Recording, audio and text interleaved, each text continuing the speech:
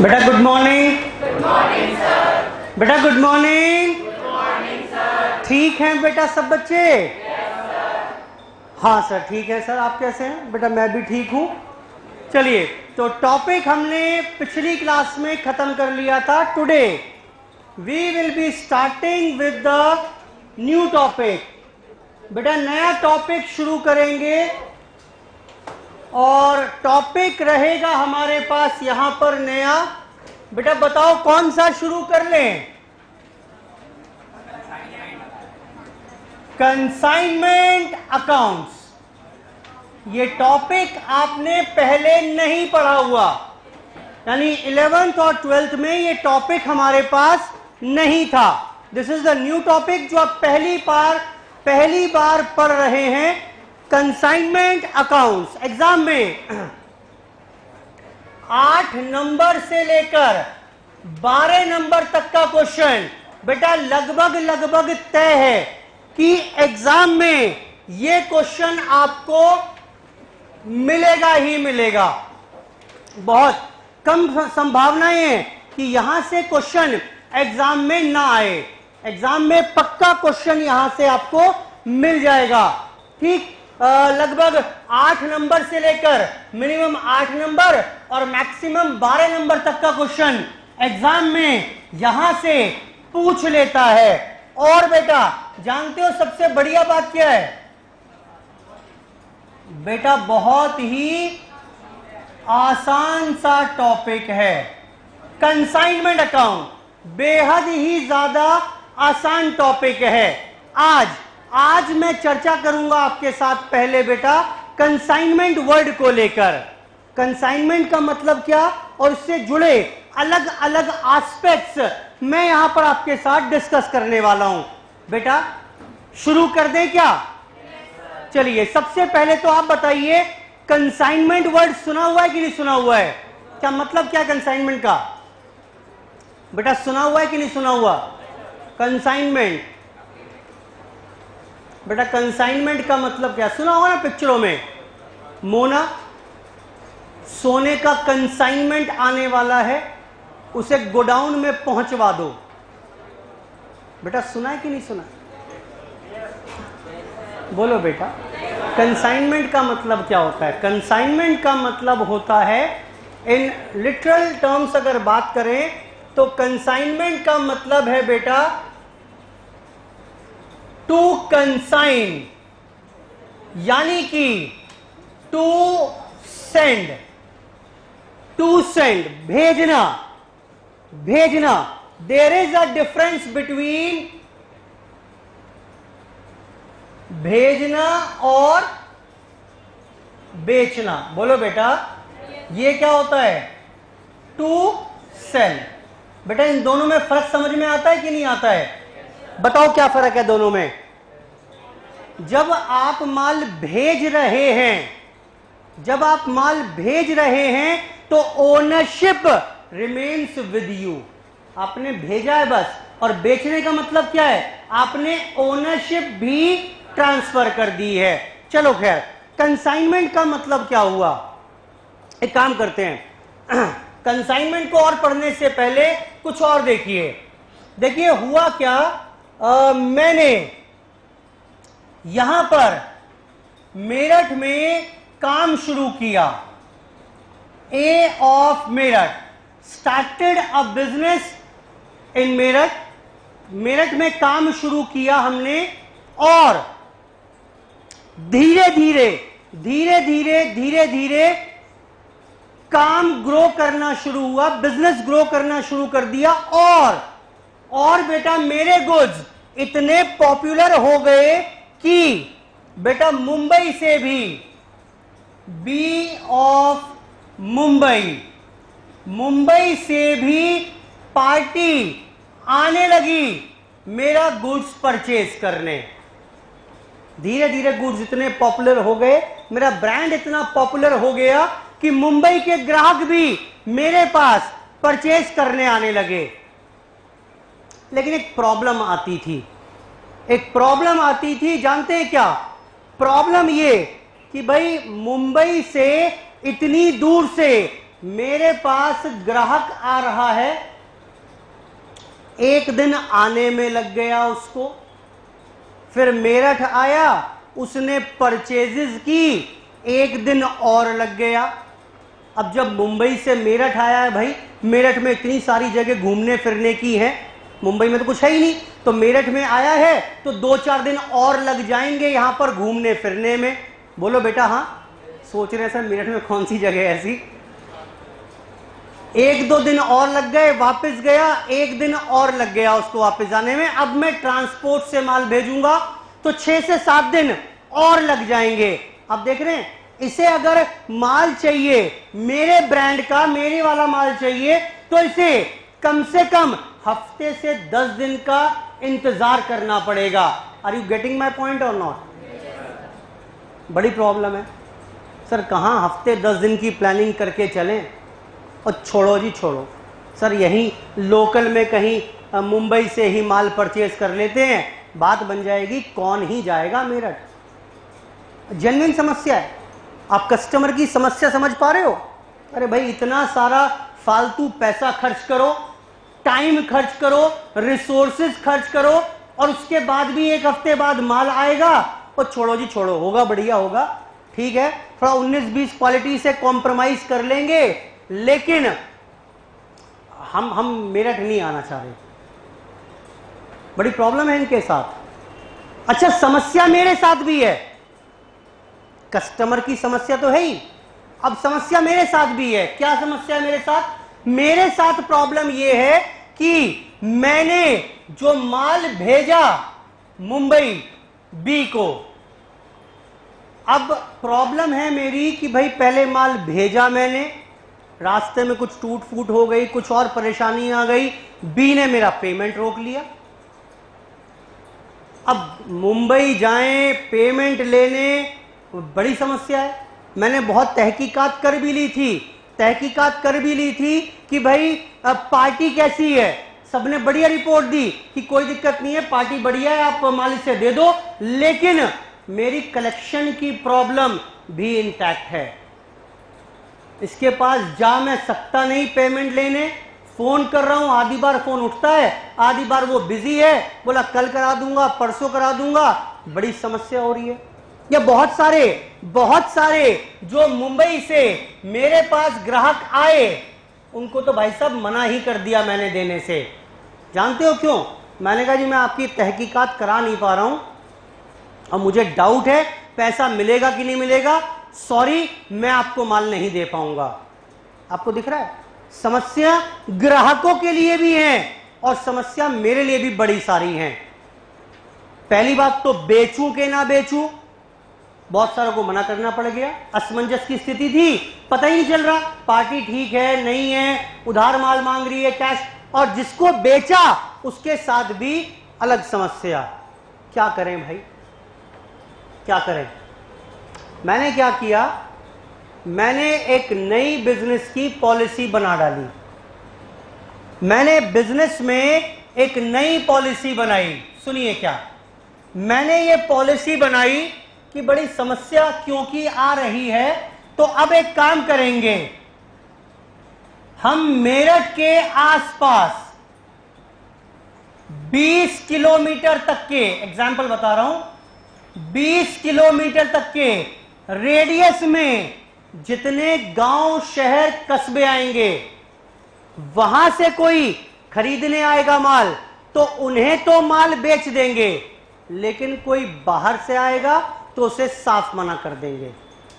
मैंने क्या किया, बिजनेस की एक पॉलिसी बना डाली कि भाई जितने भी लोग नजदीक से आएंगे, कोई 15-20 किलोमीटर के रेडियस से आया, चाहे इसमें कोई भी शहर गांव कस्बा पड़ जाए, तो यहां तो माल बेचेंगे, बाहर की पार्टी आएगी मना कर देंगे। बेटा सबके लिए आसान हो गया। देखो ना, अब कस्टमर्स के लिए बड़ा आसान है।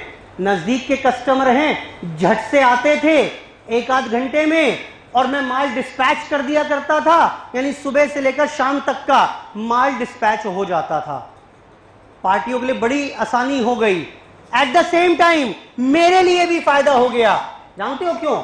लोकल के सारे कस्टमर्स हैं मेरे, ये मैं आराम से तहकीकात कर पाया इनकी, माल बेच भी दिया और कोई परेशानी कर रहा है मेरे लिए तो जाकर उसकी दुकान पर बैठ गया, भाई साहब कब को पैसा दोगे, रिकवरी भी मेरी आसान हो गई। बेटा समझ में आ रही है बिजनेस पॉलिसी की नहीं? मैंने पॉलिसी बनाई कि एक लिमिटेड एरिया में ही माल दूंगा, उसके बाहर के रेडियस में हम माल नहीं देंगे। लेकिन लेकिन लेकिन मेरा सवाल यह है कि क्या ये एक उचित बिजनेस पॉलिसी रहेगी? क्यों? नो, ठीक तो है, सबकी समस्याएं ही तो खत्म हो गई, सारे ग्राहकों की समस्याएं खत्म हो गई और मेरी समस्या भी खत्म हो गई। तो प्रॉब्लम क्या है? हाँ जी, लिमिटेड कस्टमर। ठीक है बेटा, बिजनेस का प्राइमरी ऑब्जेक्टिव क्या होता है? जी बेटा, बिजनेस का प्राइमरी ऑब्जेक्टिव क्या होता है? Primary objective of any business is to maximize the profit and to achieve growth। दो ही उद्देश्य होते हैं। अगर आज प्रॉफिट नहीं हो रहा तो भी चल जाएगा, बशर्ते मेरी ग्रोथ हो रही हो, ठीक, या मुझे प्रॉफिट चाहिए। These are the primary objective of any business entity. और जब आपने ये पॉलिसी बनाई तो जानते हो प्रॉब्लम क्या ही है? आपने बहुत सारे ग्राहकों को तो खुद से ही मना कर दिया कि कृपया करके भाई साहब मेरे पास मत आना। जब मैं ग्राहकों को मना कर रहा हूं तो बेटा सेल कम होगी, सेल कम होगी तो प्रॉफिट कम होगा और ग्रोथ भी मेरी रुक गई। Are you getting my point? तो भाई ये तो नहीं बात बन पाएगी, नहीं, ये तो बात ना बन पाएगी, ये समाधान तो नहीं है। कुछ और ही सोचना पड़ेगा, कुछ और ही समस्या का समाधान निकालना पड़ेगा। ये तो पिट गया तरीका। ये बिजनेस पॉलिसी तो एप्रोप्रिएट बिजनेस पॉलिसी नहीं है, because it is against the primary objective of any business house. तो क्या करें? बेटा मैं पहुंच गया किसके पास जानते हो? बेटा एक ही व्यक्ति मेरी मदद कर सकता है, बताओ कौन? बोलो बेटा कौन? अरे कहां गया ये? बेटा एक ही व्यक्ति मदद कर पाएगा।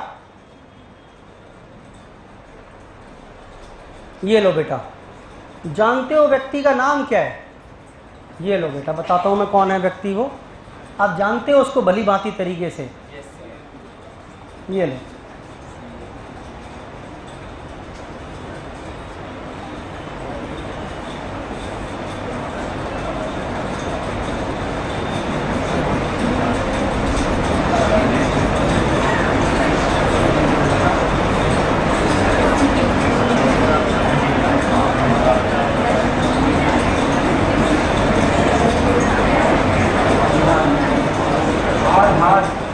लो हाथ में करके लायक, हाथ की चिंता हो रही है। लो बेटा,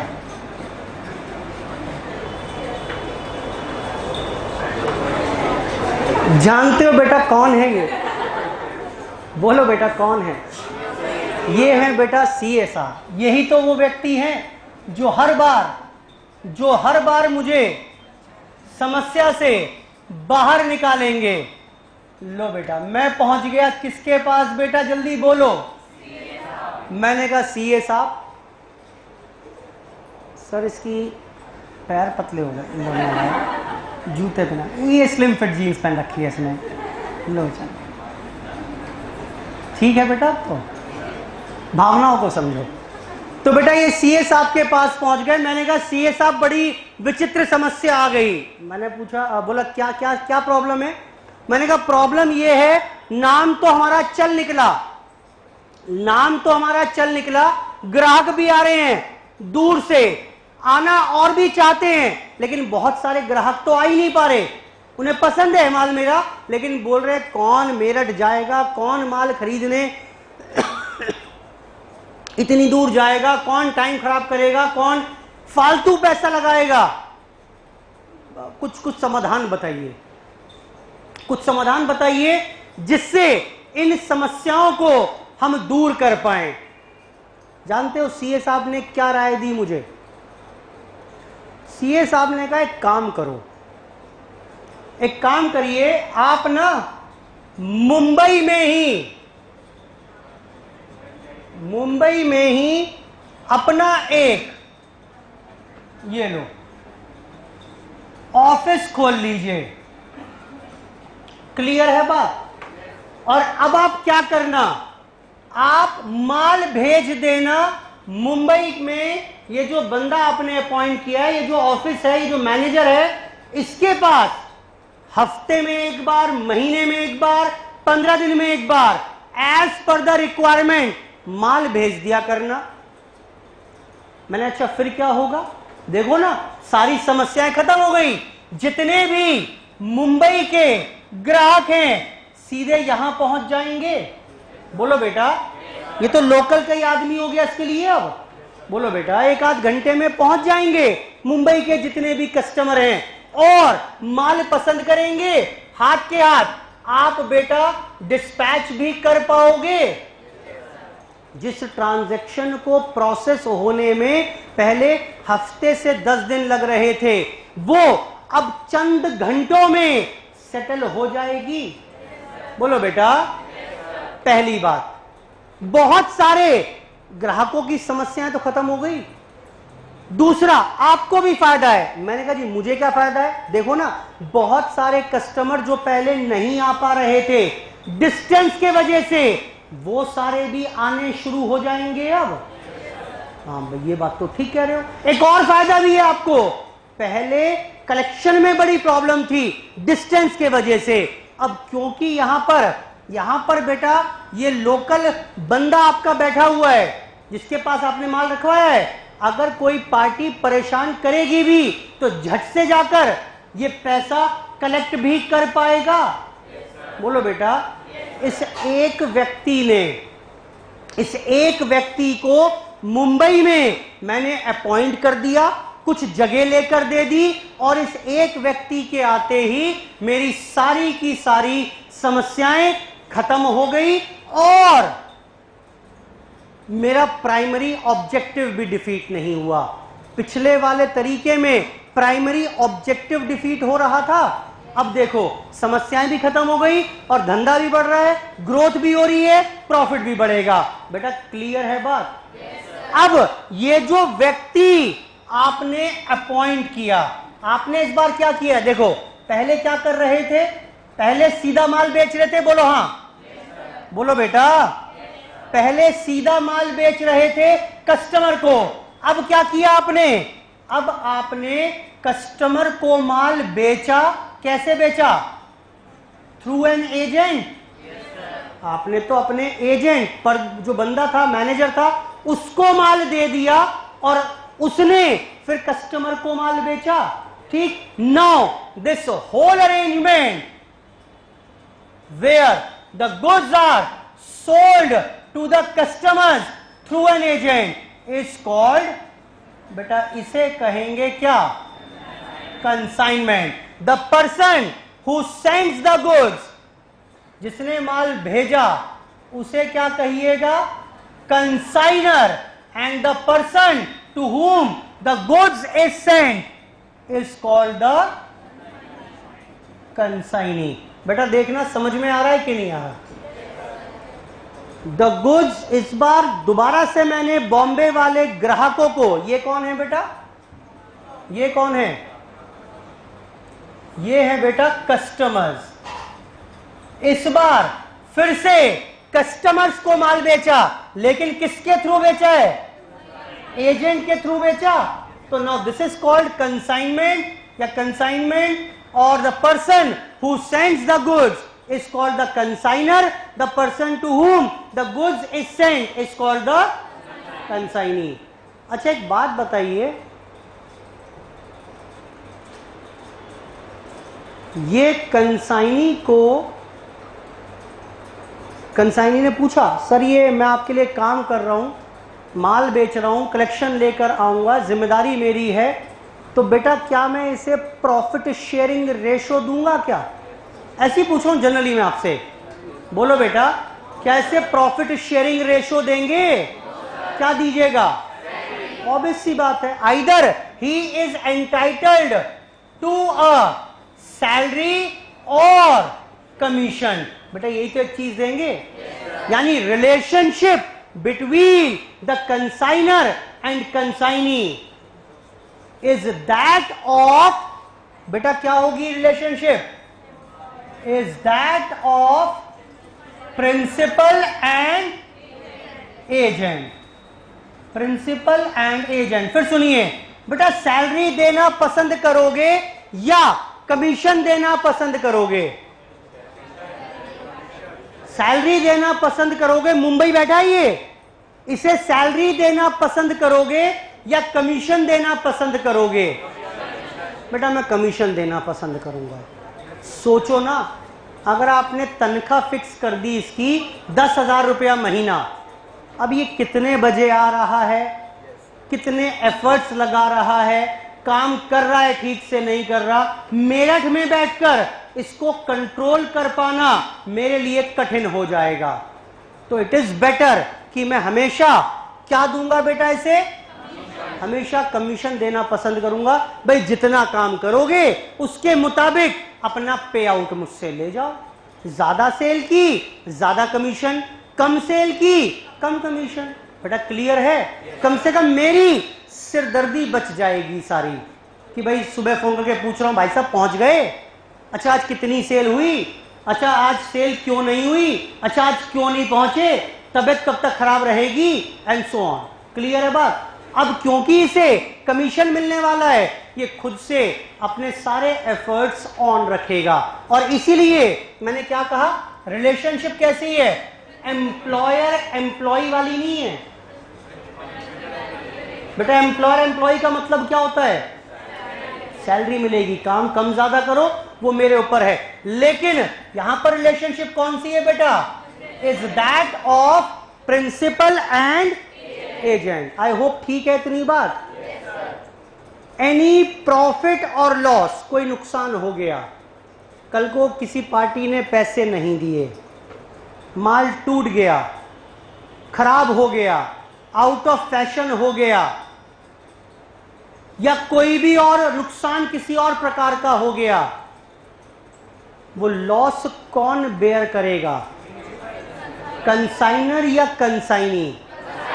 बिल्कुल लॉजिकल है, बिल्कुल लॉजिकल है। All the loss, all the profits on account of consignment are to be borne by consignee. का कोई मतलब नहीं है, कंसाइनी का कोई मतलब नहीं है।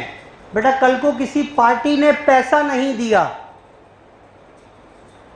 कंसाइनी ने माल बेचा, बैड डेट्स हो गए, लॉस कौन बेयर करेगा? कंसाइनर या कंसाइनी? डेफिनेटली कंसाइनर बेयर करेगा, कोई दो राय नहीं है। ऑल्दो इसके ऊपर हम बात करेंगे बाद में। बेटा आई होप ठीक है। तो क्या क्या बातें बताई मैंने? कंसाइनमेंट का मतलब क्या? कंसाइनमेंट का मतलब टू कंसाइन या to send. When the goods are sold to the customer through an agent, तो it is called consignment sales. उसे बोलेंगे कंसाइनमेंट सेल्स। आज तक जब सीधा माल बेचते थे तो वो सेल थी, बोलो बेटा। जब एजेंट के थ्रू बेचेंगे तो consignment sales. The person who sends the goods is called, the person to whom the goods is sent, the relationship between the consigner and consignee, all the profit loss on account of consignment is borne by consigner, and consignee is only entitled to commission or salary as the case may be. Preference मेरी commission की रहेगी या semi भी हो सकता है। भाई देखो 2000 तो फिक्स सैलरी दूंगा ही दूंगा, और साथ में 5% सेल का दे दिया करूंगा। बेटा समझ में आ रहा है? कुछ फिक्स हो गया, कुछ वेरिएबल हो गया, depending upon salary, but all depends upon mutual arrangement जो मैंने इसके साथ किया। बेटा यहां तक की बात समझ में आ रही है कि नहीं आ रही है? चलिए और सुनिए, जितना भी प्रॉफिट लॉस होगा वो सारा का सारा कौन मेंटेन करेगा? वो सारा कौन बेयर करेगा? कंसाइनर बेयर करेगा। एक बात बताइए, इसी अरेंजमेंट को मैं अब और डिटेल में आपके साथ डिस्कस करने वाला हूं। पूरा यही केस स्टडी चलेगी हमारी आज, कोई क्वेश्चन नहीं होगा, सारी टर्मिनोलॉजी एक एक करके लाऊंगा मैं आपके साथ। पूरा इसी केस को अब मैं और डिटेल्ड तरीके से इलैबोरेट कर रहा हूं, ठीक? मेरे साथ साथ समझिएगा। सुनो बेटा, तो क्या बताया मैंने आपको? मैंने ये बताया भाई कि ए ऑफ मुंबई या ए ऑफ मेरठ, बेटा माल भेज रहे हैं, कहां पर भेजना है? ये लो, हमें भेजना कहां है बेटा? हमें भेजना है अपने एजेंट के पास, ठीक है बेटा? ये लो, एजेंट यहां कहीं आ गया। हम भेज रहे हैं बी ऑफ मुंबई। समझो बेटा, सबसे पहले ये बी कौन है इस बार मेरा? लो लिख देता हूं, एजेंट कह लो, या बेटा टेक्निकली नाम क्या था इसका? कंसाइनी। बी ऑफ मुंबई को माल भेजना है। ध्यान से सब चीज विजुलाइज करिएगा, आपको चीज समझ में आनी शुरू हो जाएंगी, रटने की कोई आवश्यकता नहीं पड़ेगी। सबसे पहले मैंने क्या किया, मैंने माल पैक किया क्योंकि मुंबई भेजना है एजेंट के पास। अब जब माल पैक किया और एजेंट को भेजना है मुझे, तो बेटा जो जो माल पैक किया और जो एजेंट को भेजने वाले हैं, मैंने क्या किया, उसकी डिटेल बनाई। बेटा बनाओगे ना, लॉजिकल सी बात है भाई। एजेंट को क्या पता, वो जब माल रिसीव होगा तो चेक तो करेगा क्या क्या है। मैंने डिटेल बनाकर भेजी। देखना, मैंने कहा भाई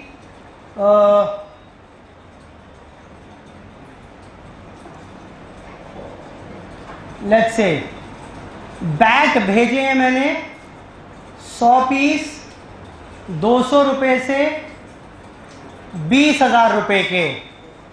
फिर मैं बोल रहा हूं कि कुछ हमने बॉल भेजी हैं 50 पीस 100 रुपए की थी, 5,000 रुपए।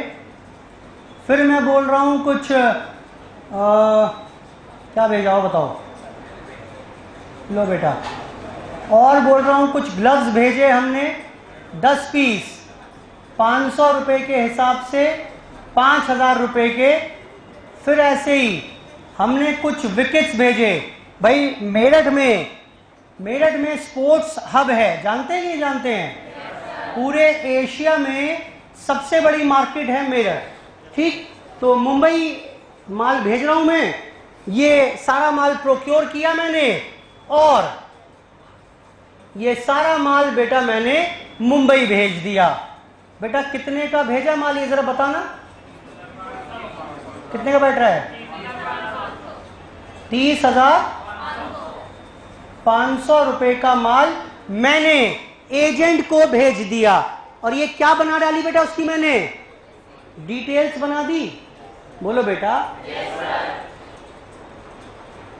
नाउ ये अगर आप देखें, अ डॉक्यूमेंट कंटेनिंग, ये एक फॉर्मेट डॉक्यूमेंट बनाया मैंने जिसमें क्या क्या है बेटा? जिसमें क्या क्या है बेटा? जिसमें आइटम है, क्वांटिटी है, रेट है। बोलो बेटा। नाउ बेटा ये अगर आप देखो तो ये क्या बनाकर भेजा मैंने बेटा? इनवॉइस बनाकर भेजा कि नहीं भेजा?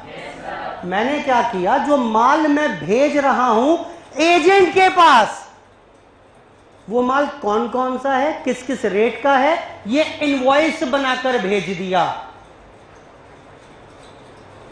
लेकिन एक प्रॉब्लम है। प्रॉब्लम ये कि सर इनवॉइस तो तब बनता है जब माल बेचते हैं। क्या हमने एजेंट को माल बेच दिया? नहीं बेचा। तो मैंने क्या किया है, माल भेजा है। बोलो बेटा। There is a difference, keyword है, मैं बार बार बोल रहा हूं, टू सेंड और टू सेल। मैंने भेजा है, ये जब आपने भेजा है, बेचा नहीं है। तो बेटा इनवॉइस तो ना कह पाएंगे इसे। तो सर क्या नाम दें इसका? बेटा इनवॉइस तो नहीं है, इसे बोलेंगे हम क्या? इनवॉइस जैसा। क्लियर है बात? तो सबसे पहले जब कंसाइनर माल भेजेगा तो माल के साथ क्या बनाकर भेजने वाला है?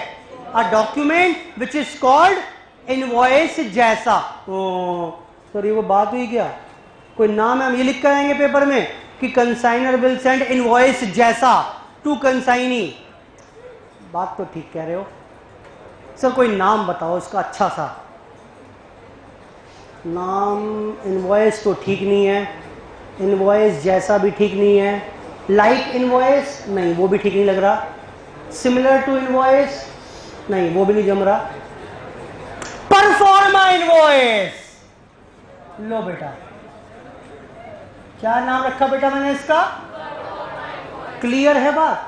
Proforma invoice. इनवॉइस जैसा ही एक डॉक्यूमेंट है but it is not actually an invoice. क्योंकि इनवॉइस कब बनता है? जब माल खरीद बेचो भाई, खरीद बेच का हुई है। कोई फॉर्मेट होगा क्या इसका? कोई फॉर्मेट नहीं होगा। आप जैसे भी चाहे मर्जी पर्ची बना लीजिए, कोई प्रिंटेड पेपर निकाल लीजिए, there is no format as such. इसका उद्देश्य क्या है? बोलो बेटा इसका उद्देश्य क्या है? इसका सिर्फ उद्देश्य ये है कल को जब माल कंसाइनी के पास पहुंचे तो कंसाइनी मैच कर ले, हाँ 100 पीस बैट के हैं, हाँ ग्लव्स के 10 पीस हैं, हाँ विकेट के 5 पीस आए हैं। बोलो बेटा और ये इस रेट के हैं, कल को बेचना भी तो है कंसाइनी को, तो वो इसमें मार्जिन जोड़कर बेच पाएगा। This is the only objective of proforma invoice. इसका किताबों से कोई लेना देना नहीं है, इसका इनकम टैक्स से कोई लेना देना नहीं है, इसका जीएसटी से कोई लेना देना नहीं है। माल बिकाई कहाँ है? आप समझो एक बात को, अगर मैं कोई पेपर, कोई मैं कुछ अमाउंट है मान लेते हैं, अगर मैं इसको एक जेब से निकालकर बेटा एक बात बताओ, इसको अगर मैं दूसरी जेब में रख दूं, सर दूसरी जेब हमारी हो तो नलायक, अपनी बात कर रहा हूं मैं, अपनी एक जेब से निकालकर मैंने दूसरी जेब में बेटा पैसे रख दिए, एक बात बताओ कोई प्रॉफिट लॉस हुआ क्या? इनकम टैक्स वाले आके कुछ पूछेंगे क्या? जीएसटी वालों को कुछ बताना है क्या? नहीं, ये जेब ही तो है। कौन सी बेटा? ये देखो ना, ये एक जेब है, ये भी मेरा माल है, और यहां पर जो पड़ा हुआ है वो भी तो मेरा ही माल है। ओनरशिप किसके पास है बेटा? Ownership still lies with the consignor. Consignee is only an agent. यहां पर भी जितना माल पड़ा हुआ है वो सारा माल मेरा है, ओनरशिप मेरे पास रहेगी। बोलो बेटा कल को अगर मैं अपनी बैलेंस शीट बनाऊंगा, छोटी बातें हैं ये, क्लैरिटी बढ़ती है इनसे, बस एग्जाम के दृष्टिकोण से शायद रेलिवेंट ना भी हो। अब स्टॉक दिखाऊंगा मैं, जानते हो कौन सा? एक अभी पढ़कर आए हैं, इन हैंड। बोलो बेटा और कौन सा आएगा? In transit. याद आ रहा है बेटा ये? और कौन सा? With customer. कौन से वाला है ये बेटा? बोलो ना। अप्रूवल पर दिया था, भेजा था, वो भी मालिक मैं ही हूं। और ऐसे ही अब एक तरीके का स्टॉक और भी आएगा। कौन सा? स्टॉक विद, क्योंकि मालिक तो मैं ही हूं भाई, आएगा तो मेरी ही बैलेंस शीट में। बोलो बेटा ownership remains with the consignor. तो जब ए अपनी बैलेंस शीट बनाएगा तो ये सारे प्रकार के स्टॉक, अब ये एक प्रकार का स्टॉक और बढ़ जाएगा। आगे आइए। तो यानी क्या किया? सबसे पहले ए ने माल पैक किया, एजेंट को भेजना है, साथ में क्या तैयार किया बेटा? Proforma invoice. There is no format for proforma invoice as such. Proforma invoice contains, बोलो बेटा क्या क्या है इसके अंदर? contains the details of goods and quantity and rates of different items which are sent to consignee. बेटा clear है इतनी बात? चलो जी, अब मान लेते हैं यहां से गुड्स सेंड किया और बेटा गुड्स भेजे यहां पर हमने, लेट्स से कुल मिलाकर 1 लाख के। बेटा 1 लाख का माल भेज दिया हमने एजेंट को, क्लियर है? इसका परफॉर्मा इनवॉइस भी मैंने बना दिया था। बेटा दिख रहा है आपको परफॉर्मा इनवॉइस? ये लो, ये परफॉर्मा इनवॉइस भी मैंने बना दिया था। ये कुल मिलाकर कितने का बैठ रहा था? 1 लाख का। आगे आए, अब जब बेटा माल पैक करके भेजिएगा तो उसमें बड़े सारे खर्चे होंगे। बताओ कौन कौन से? जैसे बोलो बेटा, कुछ पैकिंग का खर्चा आ गया 200 रुपये, ट्रांसपोर्टेशन के खर्चे आएंगे 300 रुपये, इंश्योरेंस कराया माल का क्योंकि महंगा माल था, रास्ते में कुछ हो जाए तो इंश्योरेंस कंपनी कवर करेगी 500 रुपये। बेटा लोडिंग चार्जेस 100 रुपये। ये लोडिंग समझ रहे हो क्या मतलब है ना? प्रॉफिट नहीं है इस बार। ये लोडिंग वही लोडिंग है जो पहले लोडिंग होती थी, ये वो लोडिंग नहीं है जो मैंने इन्वेंट्री में लोडिंग बताई थी। बोलो बेटा, सिंपल लोडिंग है भाई। रिक्शे वाले को उसने कहा जी माल डाल दूंगा ट्रक में लेकिन 100 रुपये लूंगा, ठीक है, लोडिंग चार्जेस। बेटा क्लियर है? बोलो बेटा। और ये सारा खर्चा करके बेटा माल पहुंच गया, जानते हो कहां पहुंच गया बेटा? बेटा मुंबई कहां पहुंच जाएगा अभी, नालायक, अभी तो निकाला है। ये आया बेटा यहां कहीं। ये क्या है बेटा? मेरठ का रेलवे स्टेशन। अभी तो बहुत लंबा सफर है बेटा, क्लियर है बात? मुंबई रेलवे स्टेशन माल पहुंच गया, लोडिंग भी हुई, वहां जाकर कुछ फ्रेट भी आपने इसकी पे की, कुछ शायद वहां जाकर अनलोडिंग चार्जेस भी पे किए, कोई और सन्ड्री एक्सपेंसेस भी हो गए। सब मिलाकर 2000 रुपया खर्चा कर दिया कंसाइनर ने। और ये बताइए, ये 2000 रुपये खर्चा किसने पे किया होगा? हाँ जी, कंसाइनर ने। और इसका बर्डन किसके ऊपर जाएगा? There is a difference between payment, point of payment and point of burden. Fees पे आपने की है लेकिन बर्डन किसके ऊपर गया है? पेरेंट्स के। कंसाइनी नालायक, अगर आप फीस पे कर रहे हो यहां पर इंस्टीट्यूट की, पेमेंट जरूर आपने की है लेकिन बर्डन किसके ऊपर गया? पेरेंट्स के ऊपर। क्लियर है बात कि नहीं है?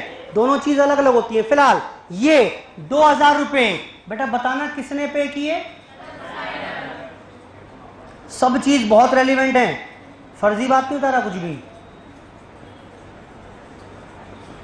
पेड बाय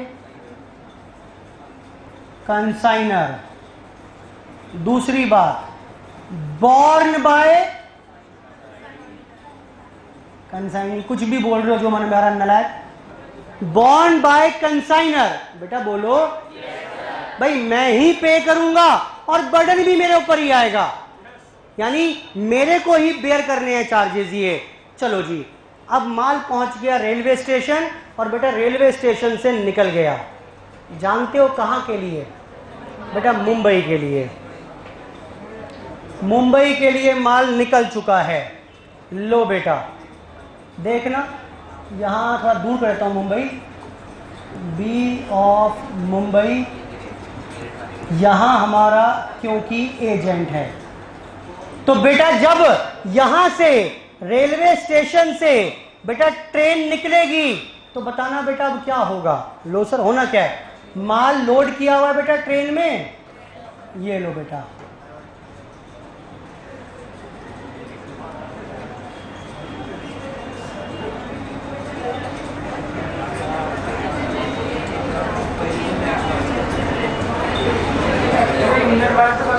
लो बेटा, नालायक बोल रहे हैं सर इंजन वाली गाड़ी बंद हो चुकी है, विजुलाइज कराने के लिए। ठीक है बेटा, ये माल गाड़ी है, इसमें माल आपने डाल दिया और बेटा निकल चुकी है। कहाँ के लिए निकल चुकी है? ये मुंबई के लिए। अब बेटा क्या होगा, ये ट्रेन निकली और बेटा अपने बेटा छुप छुप छुप छुप छुप छुप चलती जा रही है बेटा, चलती जा रही है, चलती जा रही है। और क्या होगा बेटा उसके बाद? बेटा नालायक बोल रहे सर एक्सीडेंट होगा। बेटा आपका ये नुकसान है, कंसाइनी का कुछ ना जाएगा इसमें। बेटा ये क्या होगा? बोलो बेटा, कहाँ पहुँच जाएगी? बेटा मुंबई पहुँच जाएगी, जहाँ पर एजेंट है वहाँ पहुँच जाएगी। बोलो बेटा। हाँ ऐसे ही होगा, ये मुंबई पहुँचेगी, फिर देखेगी कि भाई एजेंट का घर कहाँ है, फिर ट्रेन से उतर जाएगी, गलियों में घूमते घूमते घूमते घूमते एड्रेस पूछते पूछते यहाँ पहुँच जाएगी और यहाँ जाके सीटी मारेगी, माल उतरवा लो अपना। बेटा यही होगा नालायक। क्या सीधा मुंबई में बोलो बेटा कहाँ पहुँचेगी? लो बेटा ये पहुँची कहाँ पर? शाबाश, ये पहुँच गई बेटा मुंबई रेलवे स्टेशन। बेटा ऐसे ही तो होगा। अब जब मुंबई रेलवे स्टेशन पहुंच गई तो यहां पर भी अब बड़े सारे खर्चे होंगे। देखो उद्देश्य यही है स्टोरी बताने का पूरा, कि आप विजुलाइज करो, आपके दिमाग में सेटल हो जाए कि हाँ होता कैसे होगा। मैं सीधा फॉर्मेट लिखवा दूं वरना पूरी क्लास बच जाएगी मेरी आज, कि कंसाइनमेंट अकाउंट ऐसे बनाते हैं, ये डेबिट कर लेना, ये क्रेडिट कर लेना, फिर हर क्वेश्चन में जूझना पड़ेगा आपको। सर इस बार ये ऐसा क्यों किया, पिछली बार तो कुछ और किया था। ठीक, तो इसलिए इसके ऊपर मेहनत कर रहा हूं मैं। बताइए अब बेटा यहां पहुंच गए, यहां भी बड़े सारे खर्चे होंगे। खर्चे बताओ कौन कौन से होंगे यहां पर? बेटा यहां माल पहुंचाने के लिए बड़े सारे खर्चे होंगे। सबसे पहला कौन सा? शाबाश, अनलोडिंग। बेटा होगा कि नहीं होगा? भाई माल ट्रेन से उतरवाओगे, कुलियों को कुछ पैसे दिए आपने 200 400 500 रुपए, फिर क्या किया बेटा? इसके बाद क्या बेटा? फ्रेट पे किया कुछ, फिर कुछ टैक्सेस वगैरह थे शायद वो पे किए, या कुछ और सन्ड्री एक्सपेंस थे वो पे किए। ये सारे 1500 रुपए, ये 1500 रुपए और खर्चा आ गया। और बेटा अब माल पहुंच जाएगा कहां पर? गोडाउन में पहुंच गया एजेंट के। बोलो बेटा। मुंबई गोडाउन में माल पहुंच गया। अब ये बताइए मुझे, ये 1500 रुपए कौन पे करेगा? कंसाइनर पे करेगा। मैं क्या करूंगा बेटा? मैं माल रखवाऊंगा ट्रेन में, ठीक, और अगली ही ट्रेन की टिकट खुद कटाकर पहुंच जाऊंगा मुंबई रेलवे स्टेशन। वहां सारा माल उतरवाऊंगा, पैसे दूंगा 1500 रुपए, और फिर अगली ट्रेन के टिकट से वापस मेरठ आ जाऊंगा। बेटा मेरी तो जिम्मेदारी है राजा बेटा। बोलो बेटा ऐसे ही होगा ना? क्यों? कौन पे करेगा? बड़ा लॉजिकल है ना। अब देखो प्रॉब्लम क्या आएगी? सर अनलोडिंग, यहां तो कंसाइनर ने पे की, कभी आप कंसाइनर के लिखवाते हो, कभी कंसाइनी के नाम में लिखवाते हो, कहां अलग अलग बात है। फ्रेट अगर मुंबई तक की है तो कौन पे करेगा? और मुंबई के खर्चे कौन पे करेगा? लॉजिकल तो है बिल्कुल। ठीक, किसने पे किए? Paid by consignee. और बेटा बेयर कौन करेगा? कंसाइनी करेगा। और क्या? कंसाइनी करेगा। और क्या? Borne by consignor. I hope समझ में आ रही है बात। मैं क्या करूंगा? फोन कर दूंगा, भाई कंसाइनमेंट भेजा है, कंसाइनी जी जाकर डिलीवरी ले लेना माल की रेलवे स्टेशन से, कुछ खर्चा आएगा वो खर्चा पे कर देना, बाद में हिसाब किताब बना लेंगे, कोई दिक्कत नहीं है। बोलो बेटा। हिसाब बना लेंगे, जो पैसा होगा वो मैं आपका दिलवा दूंगा, या जो होगा मैं आपसे ले लूंगा, हिसाब किताब बाद में कर लेंगे। फिलहाल पे आप कर देना। आई होप लॉजिकल है सारी बात।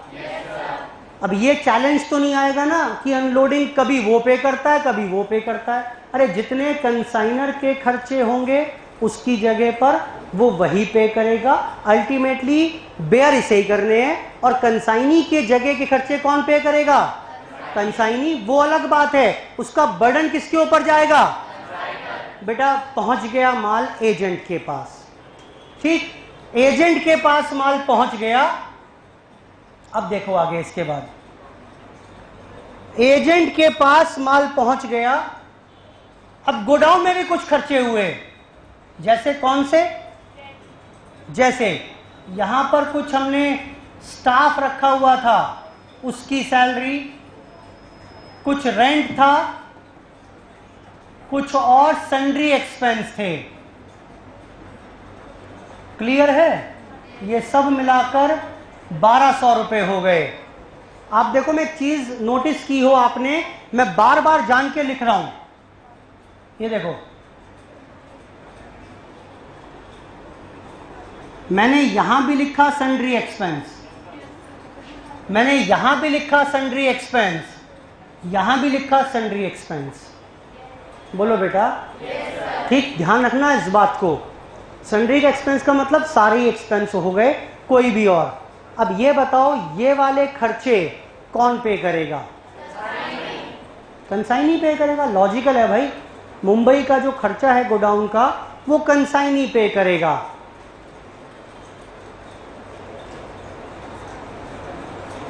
बॉन्ड कौन करेगा? कंसाइनर। अरे कंसाइनी के गोडाउन के खर्चे हैं, कंसाइनी ही तो बॉन्ड करेगा। बेटा क्लियर है बात? ये सारे खर्चे भी पेड बाय कंसाइनी, बॉन्ड बाय कंसाइनर। लेकिन इन दोनों खर्चों में, इस 1500 में और 1200 में कुछ फर्क नजर आ रहा है कि नहीं आ रहा है? ये बताओ, बताओ, इन दोनों में कोई फर्क नजर आ रहा है कि नहीं आ रहा है?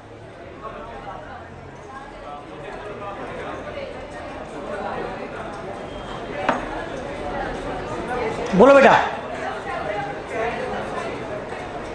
क्या चीज? नहीं, कंसाइनी की नहीं है ना बेटा, ये कोई और स्टाफ की बात कर रहा हूं अभी मैं। दोनों खर्चे कंसाइनी ने पे किए, कंसाइनर बेयर करेगा। इन दोनों में कोई फर्क नजर आ रहा है क्या? देखो फर्क है, ये वो खर्चे हैं 1500 जो गुड्स को वेयर हाउस तक ले जाने के लिए हुए, ये एक ही बार होंगे। गुड्स पर एक ही बार तो होंगे, एक ही बार अनलोडिंग पे करोगे, एक बार फ्रेट पे करोगे, एक बार ही टैक्सेस पे करोगे। लेकिन ये जो खर्चे हैं बेटा, ये हर महीने होंगे। बोलो बेटा, दीज अगेन एक और difference, these are not attributable to the goods. ये गुड्स के संबंध में नहीं हुए। बोलो बेटा, ये सारे खर्चे क्यों हुए? यहां से यहां तक ले जाने के लिए। बेटा इंपॉर्टेंट डेफिनेशन है जो बता रहा हूं मैं आपको, ठीक? तो इन्हें क्या कहिएगा बेटा? इन्हें तो मैं कहूंगा, these are called non recurring expenses. बेटा क्या कहेंगे? Non recurring expenses. These are called non recurring expenses. मैं जितनी बातें बता रहा हूं सारी बेहद ज्यादा इंपॉर्टेंट हैं। और ये क्या कहेंगे? इसे कहेंगे रेकरिंग एक्सपेंसेस। बेटा ये डिफरेंस समझ में आ रहा है कि नहीं आ रहा है? वो एक्सपेंसेस जो एक ही बार होंगे, या वो खर्चा जो गोडाउन तक होगा, जो खर्चा गोडाउन तक होगा माल को पहुंचाने के लिए, उसे क्या कहेंगे? और जो गोडाउन में माल पहुंच गया, माल के संबंध में नहीं है, उसे क्या कहेंगे? ये वाले कौन से हैं? ये कौन से हैं? हमेशा नॉन रेकरिंग होंगे। कंसाइनर के, अब मैंने ये बताया, अगर हम एक्सपेंसेस की बात करें तो या तो खर्चे होंगे किसके, कुछ खर्चे कंसाइनर करेगा, कुछ खर्चे कंसाइनर जो खर्चे करेगा वो कैसे होंगे? Always non recurring in nature. हमेशा वो जितने खर्चे कर रहा है वो माल को भेजने के लिए ही कर रहा है, तो सारे नॉन रेकरिंग। लेकिन जो कंसाइनी के खर्चे होंगे वो कौन से हो सकते हैं बेटा? गोडाउन तक के तो नॉन रेकरिंग, और गोडाउन के बाद के रेकरिंग एक्सपेंस। आई होप ये वर्ड्स क्लियर हो गए होंगे, क्योंकि सबका ट्रीटमेंट अलग अलग है, इसलिए मुझे बाइफरकेट करना पड़ा ये। ठीक, तो कंसाइनी के खर्चे कैन बी नॉन रेकरिंग और it can be recurring in nature. लेकिन कंसाइनर के खर्चे हमेशा कौन से होंगे? और always non recurring in nature. वो बोलेगा कि कंसाइनर ने 200 रुपए खर्च कर दिए, नाम नहीं बता रहा,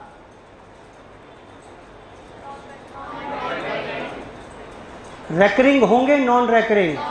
रेकरिंग तो होते ही नहीं, हमेशा क्या होंगे? कंसाइनी ने 500 रुपए खर्च कर दिए, consignee paid 500 rupees expenses, recurring या नॉन रेकरिंग? सर नाम बताओ, सर नाम बताओ ना, हमें तभी तो तय करेंगे कि वो गोडाउन तक के हैं या गोडाउन के बाद के हैं। बोलो बेटा, पूछो, सर नाम बताओ। कंसाइनी ने 500 रुपए कैश पे किया एक्सपेंसेस का, बेटा रेकरिंग है नॉन रेकरिंग है? फिर वही बेटा, पूछो सवाल मुझसे, सर खर्चे कौन से हैं? पूछो सर खर्चे कौन से हैं, ऐसे बोलो सर खर्चे कौन से हैं, पूछो ऐसे ना, पूछो ऐसे, शर्मा रहे हो बेटा? समझ में आ रही है बात कि नहीं आ रही है? नहीं तय कर सकते, नहीं तय कर सकते, कोई तरीका नहीं है मेरे पास। सर नहीं, मैं बता ही नहीं रहा क्वेश्चन में, अब क्या करें? अब क्या करें? छोड़ दें सर, ऐसे में क्या करेंगे? आप उसे रेकरिंग या नॉन रेकरिंग कुछ भी मान सकते हैं, but you will have to give a assumption. It has been assumed that expenses incurred by consignee are non-recurring in nature। या सुनो, कई बार सेंटेंस ऐसे होगा, कंसाइनी पेड सैलरी 200 रुपए, एडवर्टीजमेंट 300 रुपए, अदर एक्सपेंसेस 500 रुपए। अब बताओ ये अदर एक्सपेंसेस कौन से हैं, रेकरिंग या नॉन रेकरिंग? क्योंकि वो सारे रेकरिंग की बात कर रहा था, तो ये भी कौन से हो जाएंगे? ये बस एक तरीका है, अदरवाइज ना दिया हो तो आप अजम्पशन डालकर कुछ भी मान सकते हैं। इसको जरा नोट करिए, मैं 2 मिनट में आता हूँ। हाँ बिल्कुल, इसको नोट करिए, मैं 1 मिनट में आ रहा हूँ।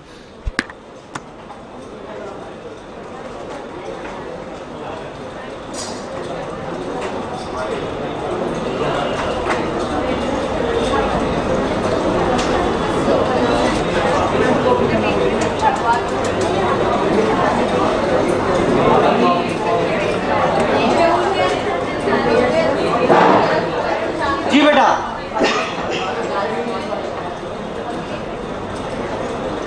समझ में आती बात नहीं आती सारी? चलिए, तो मैंने क्या बताया आपको? मैंने ये बताया कि एक्सपेंसेस जितने भी होंगे, एक्सपेंसेस जितने भी रहेंगे, वो कंसाइनर कुछ पे करेगा या कुछ कंसाइनी पे करेगा। लेकिन एक बात तो तय है कि एक्सपेंसेस जितने भी होंगे उन सबको बॉर्न कौन करने वाला है? बॉर्न तो कंसाइनर ही करने वाला है। वो अलग बात है, कुछ एक्सपेंसेस पे कर देगा कंसाइनर, कुछ पे करेगा कंसाइनी। जो कंसाइनी पे कर रहा है वो रैकरिंग हो सकते हैं या नॉन रैकरिंग। गोडाउन तक के खर्चे नॉन रैकरिंग, गोडाउन के बाद के खर्चे। और देखो लो जी, तो ये सब करने के बाद बेटा माल कहां पहुंच गया? बेटा मुंबई वेयरहाउस पहुंच गया। एंड यहां से the goods are sold to, बोलो बेटा ये क्या हो गई? अल्टीमेटली सेल हो गई कस्टमर्स को। अब एक बात बताओ, ये जो कस्टमर्स को माल बेचा, ये कस्टमर क्या करेंगे? बेटा मुझसे एजेंट से माल लिया और बेटा मेरे अकाउंट में पैसा जमा कर देंगे? बोलो बेटा नहीं होगा। किसको देंगे पैसा? ये बेटा ये पैसा जाएगा किसके पास? ये सारा पैसा रेमिट कर दिया कहां पर बेटा? कंसाइनी को भेज दिया। बोलो बेटा ये सारा पैसा आ गया कंसाइनी के पास। इसने सारा माल भेज दिया, सारा माल बेच दिया इसने। लेट्स से सेल कर दी बेटा कुल मिलाकर 2 लाख रुपए की। 2 लाख रुपए की माल बेचा कस्टमर्स को, कस्टमर्स से पैसा आ गया। और जानते हो एजेंट ने क्या किया? बेटा एजेंट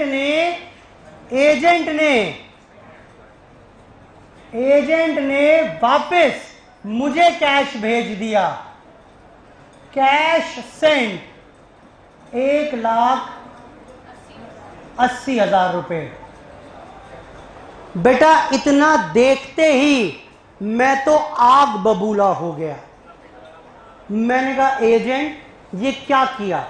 बोला सर 1,80,000 भेज दिए। मैंने कहा तुम तो बड़े निकम्मे निकले, तुमसे तो कितनी उम्मीदें थी, तुम पर कितना भरोसा जताया था मैंने। माल कितने का बेचा और आप मुझे 1,80,000 भेज रहे हो? ये क्या अच्छी बात है? एजेंट बोल रहा है सर सुन तो लो मेरी बात। मैंने कहा सुनूंगा तो बाद में, लेकिन पहले मुझे गालियां देने दो। आपने धोखा किया, आप तो धोखेबाज निकले। आप पे कितना भरोसा जताया था मैंने और आपने बीच में गबन कर लिया। बेटा एजेंट समझा रहा है मुझे सर सुन तो लो। मैंने कहा चलो बताओ। जानते हो अब एजेंट ने क्या समझाया मुझे? एजेंट समझा रहा है सर देखो सेल की थी मैंने 2 लाख रुपए की, इसमें से मैंने एक्सपेंसेस जो किए थे, आपने कहा था कि तुम पे कर दो, बॉर्न मैं करूंगा। बोलो बेटा तो सर मैंने जो खर्चे अपनी जेब से कर रखे हैं, चाहे कुछ नॉन रेकरिंग थे चाहे कुछ रेकरिंग थे, वो मैंने काट लिए। कितने थे बेटा? ये थे बेटा 1,200 रुपए एक, 1,500 रुपए एक। बोलो बेटा मैंने ये काट लिए। अच्छा और क्या किया? बोला जी देखो और आपने कहा था सेल के ऊपर कमीशन मिलेगा, मैंने कमीशन भी काट लिया अपना। और कितना हुआ कमीशन? 2700। और वो काटने के बाद जो बैलेंस बचा हुआ था 1,80,000, वो मैंने आपको रेमिट किया है। मैंने कहा ओहो ये कमीशन कितना बैठा है? कमीशन बताओ एक बार पहले। कितना? 17,300। मैंने वैसे ही निकाल लिया। तो एजेंट समझा रहा है मुझे सर आप खामखा मेरे ऊपर इल्जाम लगा रहे हो। देखो 2 लाख का माल बेचा, खर्चे जो मैंने किए वो काट लिए, कमीशन जो मैंने किया वो काट लिया, और उसके बाद 1,80 मैंने बाइज्जत आपके पास भिजवा दिए। बेटा ये 1,80 यहां से आया, एजेंट समझा रहा है मेरे को। मैंने कहा ओ ये बात है, तो पहले बोलना था ना, खामखा इतनी गालियां खा ली। बोला सर आप सुनने का मौका ही नहीं दिया। तो मैंने कहा एक काम करना, आज के बाद जब भी मुझे पैसा भेजो तो पर्चा बनाकर भेजना, ये गालियां ना पड़ेंगी। एंड दिस पर्चा इज नाउ कॉल्ड, क्या बोलेंगे इसे, अकाउंट सेल्स। बेटा सेल्स अकाउंट नहीं है ये, सेल्स अकाउंट अलग होता था। बोलो बेटा क्या ये, account sales. Account sales is a statement which is prepared by, question था एग्जाम में, account sale is a statement which is prepared by to be sent to, and it shows the amount of sale, deducting therefrom the expenses and commission incurred, showing the final amount remitted by the consignee to the consigner. I hope ठीक है बात? Yes, तो जब ये आप amount भेजोगे तो साथ में क्या बनाकर भेजोगे, बेटा परफॉर्मा इनवॉइस कौन बनाता था, याद आ रहा है? परफॉर्मा इनवॉइस कंसाइनर बनाता था, और अकाउंट सेल कौन बनाएगा, कंसाइनी।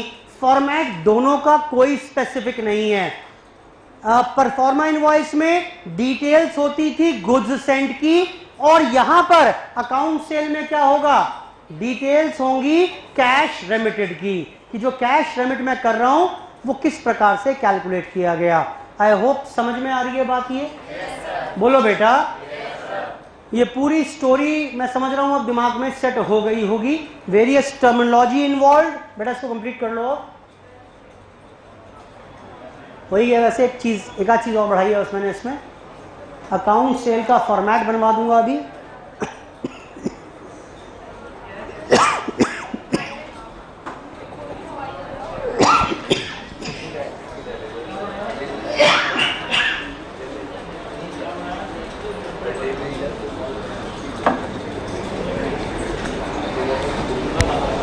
बेटा नोट कर लिया? ये फटाफट से इसके बाद एक ये नोट कर लो, परफॉर्मा इनवॉइस, इनवॉइस जैसा कुछ ऐसा बनेगा एक परफॉर्मा इनवॉइस। कोई फॉर्मेट नहीं है, आप किसी और तरीके से भी ये पर्चा बनाकर भेज सकते हो। Proforma invoice,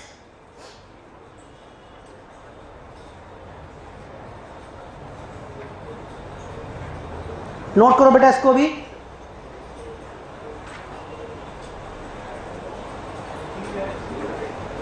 proforma invoice, description of goods, quantity of goods Saint and rate of goods Saint along with the value.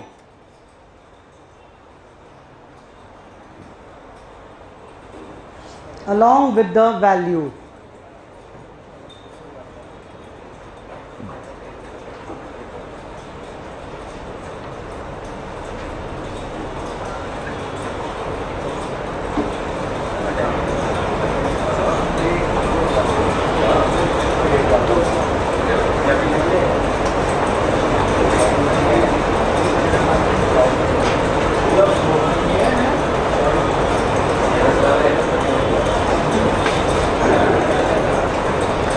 Note कर लिया?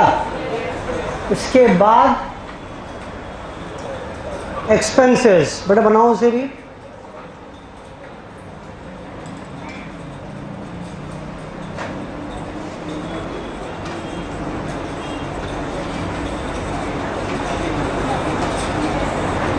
बॉन्ड तो सारे कंसाइनर करेगा, पेमेंट या तो कंसाइनर करेगा या कंसाइनी। कंसाइनर पेमेंट करेगा अगर, तो हमेशा नॉन रेकरिंग होंगे, और जो कंसाइनी ने पे किए वो नॉन रेकरिंग भी हो सकते हैं और रेकरिंग भी हो सकते हैं। ये इंपॉर्टेंट जजमेंट रहेगी मेरी क्वेश्चंस करते वक्त। एक्सपेंसेस का पॉइंट हर क्वेश्चन में आएगा और शायद परेशान भी करेगा थोड़ा सा आपको, इसलिए टाइम लगाया मैंने एक्सपेंसेस के ऊपर।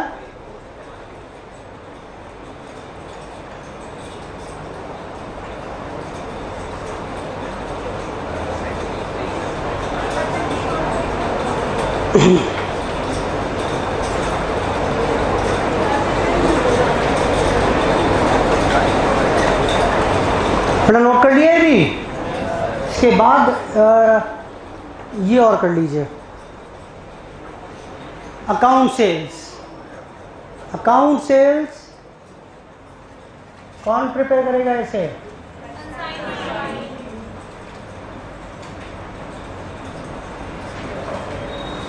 Prepared by consignee, showing the amount of goods sold, expenses incurred, deducting therefrom commission, showing the final amount of cash sent to the consignor.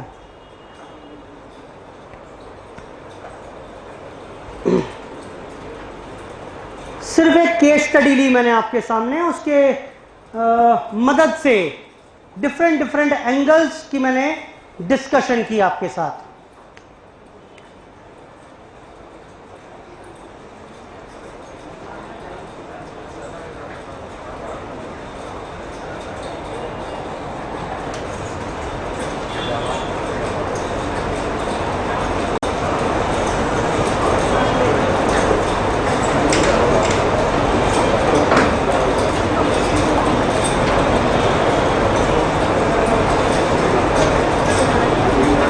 बड़ा नोट कर लिया सबने? चलिए इतनी करेंगे चर्चा आज। इसके आगे जो क्वेश्चंस हैं, प्रॉफिट लॉस निकालना है, कैलकुलेशंस हैं, अकाउंटिंग है, that we will start in the next class. But आज की चर्चा यहीं पर समाप्त हो रही है। धन्यवाद।